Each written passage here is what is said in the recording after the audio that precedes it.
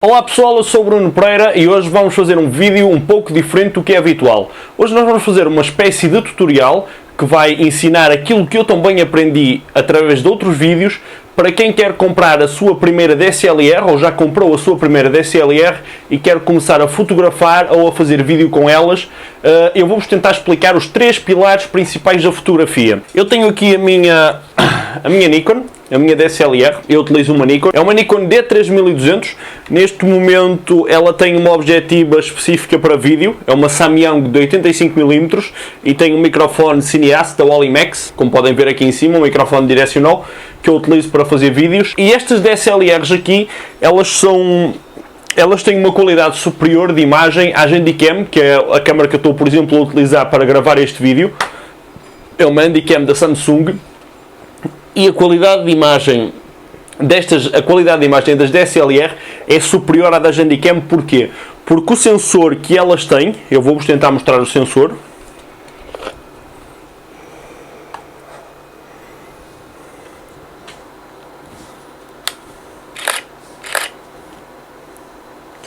Não sei se vocês conseguem ver o sensor ali no fundo, aquele quadradinho dentro, ok?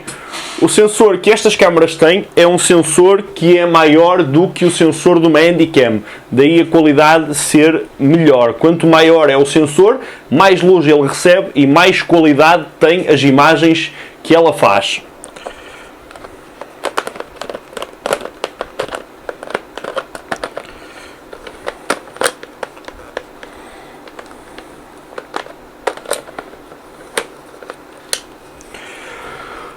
Em relação aos três pilares da fotografia, antes de vocês começarem a fazer vídeo com este tipo de câmara ou com outra câmara qualquer, vocês têm que perceber um pouco de fotografia. Isto porquê? Quando vocês dão indicação à vossa câmara para ela gravar em 24 frames por segundo ou 30 frames por segundo, por exemplo, vocês estão a fazer nada mais, nada menos do que tirar uma sequência de 24 fotografias por segundo ou 30 fotografias por segundo. Ok? O vídeo é nada mais do que uma sequência contínua de fotografias. Portanto, a base do vídeo é a fotografia. E se vocês conseguirem tirar boas fotos com uma DSLR, à partida conseguirão fazer bons vídeos também. Há três pontos que vocês têm que ter em atenção. Abertura do diafragma, que está na lente. O diafragma é o que deixa a luz chegar até ao sensor da máquina. Ou seja, quanto mais aberto está o diafragma, mais luz entra até ao sensor. Quanto mais fechado está o diafragma, menos luz entra até ao sensor. Ok? Velocidade do obturador, ou shutter speed, no vídeo é conhecido por shutter speed. O shutter speed ou a velocidade do obturador é o tempo em que o sensor vai estar exposto à luz. Ou seja, nós estamos a dizer à máquina quanto tempo é que nós queremos que o nosso sensor receba luz. Se eu tiver um tempo, por exemplo, de 1/30 segundos, significa que o meu sensor vai estar aberto durante 30 segundos. Ou seja, desde que eu carrego no botão, o sensor abre e passam 30 segundos até que o sensor volta a fechar e a fotografia está tirada, ok? De terem atenção que shutter speed mais de 1/30, ou seja, tudo que for abaixo de 1/30, convém utilizar tripé, porque tendo a câmera na mão com velocidades abaixo de 1/30, a imagem não vai ficar nítida, vai ficar tremida, ok? Porque qualquer movimento que façamos com a câmera, o sensor vai estar mais tempo exposto à luz e vai registrar todos esses movimentos. E vai ficar uma espécie de rastro na fotografia, vai ficar desfocada, ok? Portanto, sempre utilizar com tripé, tudo que for 1/20, 1/10, 1/5, 1 segundo, 2 segundos, 5 segundos, 30 segundos, sempre com tripé, ok? Acima de 1/30, 1/40, 1/50, 1/60, podem utilizar já com a câmera na mão, que não faz grande diferença. No vídeo, o shutter speed tem que ser sempre o dobro dos quadros por segundo que vocês têm na configuração do vídeo. Isto é, se a vossa DSLR estiver a gravar a 1080p 24 quadros por segundo, o vosso shutter speed devia estar a 1/48. Mas como a máquina não dispõe da configuração 1/48, vocês vão pôr a 1/50. Se estiverem a gravar a 30 frames por segundo, 1/60. O shutter speed tem que estar sempre ao dobro dos quadros por segundo que vocês estão a filmar, ok?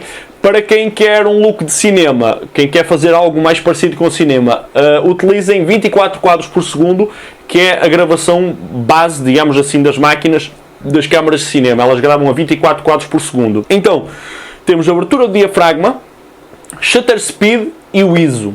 O ISO ajusta a sensibilidade do sensor, ou seja, o ISO diz à máquina o quão o sensor deve ficar sensível à luz. Quanto mais alto for o ISO, o valor do ISO, mais sensível o sensor está à luz. Ou seja, se nós tivermos um ISO de 800, a nossa foto vai ficar com muita mais luz do que um ISO de 100.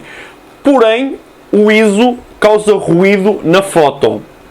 E isso depende de máquina para máquina. Nesta Nikon, por exemplo, eu não consigo ultrapassar valores de 800, acima de 800 num preto total, ela nota-se ruído, ela começa a fazer ruído.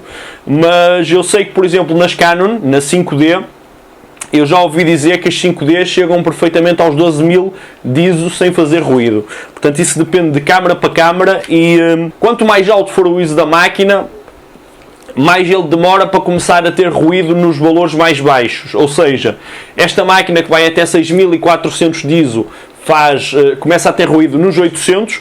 Uma máquina que vá, por exemplo, até aos 24.000 só começa a ter ruído se for preciso aos 15.000 ou algo desse género, ok? Então são as três coisas importantes: abertura diafragma, shutter speed ou velocidade do obturador e o ISO. O diafragma eu vou-vos tentar explicar com esta objetiva o que é o diafragma. O diafragma vocês podem ajustar, por exemplo, nesta Nikon, quando vocês têm uma lente que não é abertura de diafragma manual. No caso desta aqui, a abertura de diafragma é manual, é controlada aqui atrás. Ela tem dois anéis. Eu vou mostrar a lente, se vos conseguir mostrar. Ela tem dois anéis. Este aqui é o anel de foco e o de cá de trás é o anel do diafragma. Então, não sei se vocês conseguem ver, o diafragma está totalmente fechado e eu vou rodando e o diafragma vai abrindo e vai fechando. Ou seja, diafragma assim, como vocês veem, a luz que chegaria ao sensor é muito pouca. E com o diafragma assim, quase toda a luz chegaria ao sensor. Como é que vocês podem saber qual é a abertura máxima de diafragma de uma lente? É fácil. Vocês podem ver aqui, não sei se vão conseguir ler. Não vão conseguir ver, mas eu depois se calhar deixo-vos uma foto. Aqui na lente diz 1.5/85mm. O que é que isto significa? Significa que isto é uma lente de distância focal fixa de 85mm com a abertura máxima de diafragma de 1.5. As aberturas do diafragma leem-se ao contrário, ou seja, quanto mais pequeno for o valor, mais a abertura do diafragma. E quanto mais elevado for o valor, menor é a abertura do diafragma. Ou seja, uma lente com abertura máxima de diafragma de 1.5 abre mais do que uma lente com abertura máxima de diafragma de 2.8, ok? E estes três valores, abertura de diafragma, ISO e shutter speed, é o que vão dar a claridade à vossa foto ou ao vosso vídeo, ou seja, a exposição à vossa foto ou ao vosso vídeo. O vídeo ou a foto nunca deve estar subexposta, que é com pouca luz, ou super exposta, que é com excesso de luz. Por exemplo, este vídeo, se estivesse super exposto, a minha t-shirt, o meu polo, como é branco, vocês não iriam conseguir ver estes detalhes, por exemplo, do branco, porque o branco ia estar estourado. Ou seja, vocês não viam detalhes, só viam isto tudo branco, ok? Se estivesse subexposta, também não iriam conseguir ver porque ia estar escuro demais. Então, o ideal tanto para foto como para vídeo é ter uma exposição correta. Estas máquinas têm uma coisa que se chama fotómetro. E o fotómetro é exatamente... Deixem-me só ligar aqui a objetiva de novo. E o fotómetro serve exatamente para vos indicar se a foto vai ficar subexposta ou super exposta. Eu vou deixar a foto aqui em baixo, do que é o fotómetro. e para vocês conseguirem perceber o que é um fotómetro e como utilizar o fotómetro. O fotómetro tem um 0 e depois tem uns tracinhos para o lado do mais e uns tracinhos para o lado do menos. Exposição correta é quando o tracinho está no 0. Se o tracinho estiver mais para o lado do mais, significa que a vossa foto vai ficar super exposta, ou seja, com excesso de luz. E se estiver para o lado do menos, a vossa foto ou vídeo vai ficar subexposto. Para o lado do menos, ou seja, pouca luz, ok? Muito importante então, diafragma, shutter speed e ISO. São os 3 pilares da fotografia e do vídeo. O ISO eu gosto de manter sempre o mais baixo possível. Eu, por exemplo, quando é para trabalhar em condições de pouca luz, ou por exemplo aqui dentro, que é o caso, eu tento trabalhar sempre a abertura de diafragma maior possível. Por exemplo, esta Handycam que eu estou a gravar, a abertura máxima de diafragma dela é 1.8, que é como ela está agora, e serve perfeitamente. Apesar de haver pouca luz, consegue-se ver perfeitamente e ficar a imagem exposta corretamente. E para a DSLR, em que as objetivas são intercambiáveis, vocês podem comprar objetivas, eu tento sempre comprar objetivas com uma boa abertura de diafragma, nunca abaixo, ou melhor, neste caso, nunca acima de 2.8, sempre entre 1.4, 1.8, 1.5, 2.8 no máximo. Porque eu consigo utilizá-las tanto em condições de muita luz, como em condições de pouca luz. No caso destas lentes, eu posso vos explicar mais para a frente, mas quando vocês têm uma lente com muita abertura, a abertura da lente define também a profundidade de campo. O que é a profundidade de campo? É aquele efeito bonito que todos nós gostamos de, por exemplo, eu estar focado e a parede atrás de mim estar desfocada. Essa profundidade de campo é obtida com a lente também.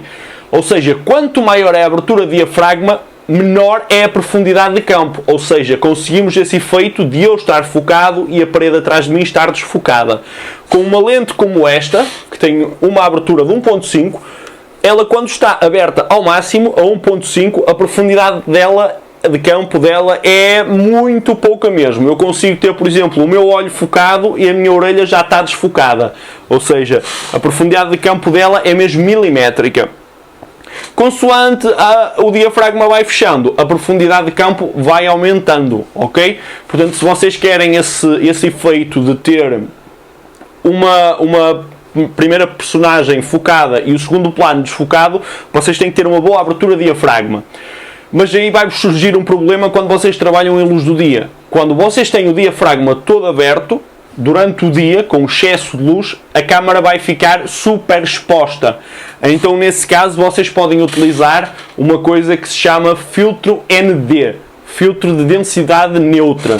Esses filtros reduzem, imaginemos que é como se fosse uns óculos de sol para a lente. Eles reduzem a luz que chega até ao sensor, e há de vários tipos, menos 1, menos 2, menos 4, são os valores que eles reduzem a luz, ok? Mas isso podemos falar depois. Isto foram as noções básicas que vocês têm que ter e aquilo que vocês têm que aprender para começar a fazer vídeos e tirar fotos com DSLR. ISO, shutter speed e abertura de diafragma, ok? Abertura de diafragma, quanto mais pequeno é o número, maior é a abertura, quanto maior é o número, menor é a abertura. ISO, nunca utilizar ISOs muito altos, isso vai provocar ruído em preto total. E o shutter speed, se estiverem a fazer vídeo, sempre ao dobro dos quadros por segundo que a máquina está configurada, ok? Em fotografia, o shutter speed, eu posso-vos explicar noutro vídeo, o shutter speed influencia e dá para que vocês criarem efeitos na fotografia, mas para já vamos ficar apenas com esta ideia, em vídeo, sempre ao dobro dos quadros por segundo, ok? Se gostaram deste vídeo e se querem mais tutoriais deste género no canal, basta deixar o vosso comentário em baixo, deixar o like, subscrevam o canal e digam nos comentários se querem, se gostaram ou se não gostaram, ok? Tchau pessoal!